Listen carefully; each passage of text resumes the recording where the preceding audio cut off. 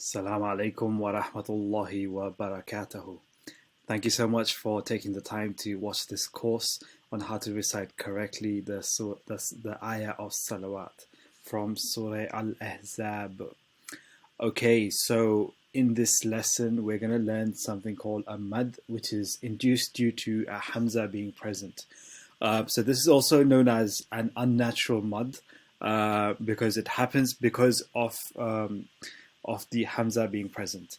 So what does that mean? So right here is a hamza, and this is what a mad is. And the conditions for this mad to happen are as follows. But just before we do that, there's a reason why we're doing this.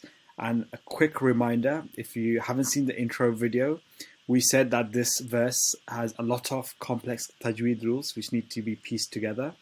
So for us to make it digestible and easy to recite, I have broken this verse down into three pillars.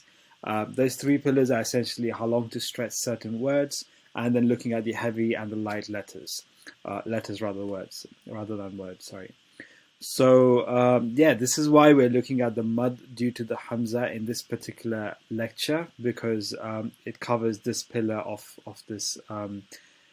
this verse. All right, so we said like earlier that this is the hamza. This is what the hamza looks like, and this is what a mud, the symbol of the mud looks like. So what is the rule? Essentially, what we do is we look for this mud on a particular letter as we read the ayah. Okay, so if we see that there is a mud on a letter, then we look at the letter after that. And if the next letter is a hamza, then the letter where there is a mud on, we stretch that for 4 harakas. Okay, so once again, we are reading this verse or any verse of the Quran, and then we come across a letter, any letter which has a mud on it. A mud looks like this. Then we should be stretching that letter. Now, how long we stretch that letter for is denoted by the letter after that letter of the mud. So if we see that there is a hamza after that letter where the letter of mud exists, then you stretch that letter for 4 harakas. Now, there is an option in a certain case where you can do it for 2 harakas, but we're trying to keep things simple, so we'll just keep it to 4 and 4, just to make things easier. All right. So if that doesn't make sense, don't worry. We'll look at the real life example.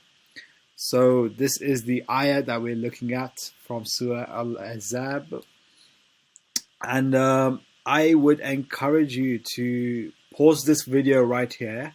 And this is what you're looking for. You are scanning through this ayah, and you are seeing if there are any letters which have a mud on them. Okay? And if there is a mud, then look at the letter after that letter, if there is a hamza present or not. If there is, make a note of it.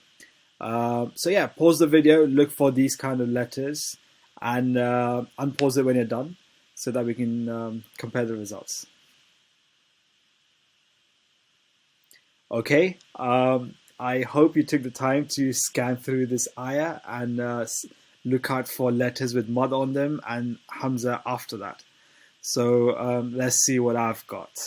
So I've found there are 2 instances where this happens. So there's the lam and there's the alif after the lam, and you can see there's a mud there. And there's a mud, I looked at the letter after that, oh, there's a hamza there. Okay, so this condition applies. And same thing over here. That there's a ya, and then there's a hamza right after that. So there's a mud on the alif, and there is a hamza right there. So what is the ruling? We said when this happens, we stretch this letter or that letter for 4 harakas. Like I said, we are keeping it simple. We are not looking into the case where it could be 2 harakas stretch. So yeah, just stretch it for 4 harakas. And if you don't know what a haraka is, I would strongly encourage you to go back to a video I've done previously in the same playlist, where I explain exactly what a haraka is, how to count it, how to keep track, and so on. So yeah, that's the ruling, and now let's look at how to practically actually do it. So reading this ayah, Bismillahir Rahmanir Rahim. إن الله وملائكته. So you notice that I did the وَمَلَائِكَتَهُ for 4 harakas. And if you are tracking via the finger method, which is one of the 2 methods I explained in the earlier video, this is how you could do it. Let me see if I can make this bigger, just so you can see my finger. All right. وَمَلَائِكَتَهُ 4 harakas. وَمَلَائِكَتَهُ.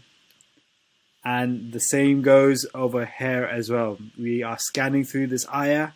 We see a mud present, which is on the alif over there. Right after that, we see a hamza. So we stretch the ya for 4 harakas. Just like we did the وَمَلَائِكَتَهُ. You do the same thing over here. So it will be يَا أَيُّهَا الَّذِينَ يَا أَيُّهَا الَّذِينَ. Okay, now if you want to track it with me, then let's go. يَا أَيُّهَا الَّذِينَ. And yeah, that's it. That is a mud due to a hamza. So just to quickly recap, you are essentially looking for a letter with a mud. And when that happens, you look at the letter after that. So if a mud happens and you look at the letter after that, if that is a hamza, then you can stretch the letter of the mud for 4 harakas. And this happens in this verse twice. Once at the beginning when you say وَمَلَائِكَتَهُ and يَا أَيُّهَا الَّذِينَ. Alright, so that's it. Nice and short, I hope. That makes sense. If it doesn't, please comment in the comment section. Of course, please like, share, subscribe, the usual. Share this with your friends and family if you found this of any use. And if I make any mistakes, please let me know. I'm a student as well of Tajweed, so I apologize in advance. And like I said, after I finish these video tutorials, I'm going to think about how to create a step-by-step workbook that will complement these lecture series. So I'm going to put up a link underneath. Please sign up to that link, and when the workbook is ready, I'll drop you an email. All right, thank you so much. Assalamu alaikum wa rahmatullahi wa barakatuh.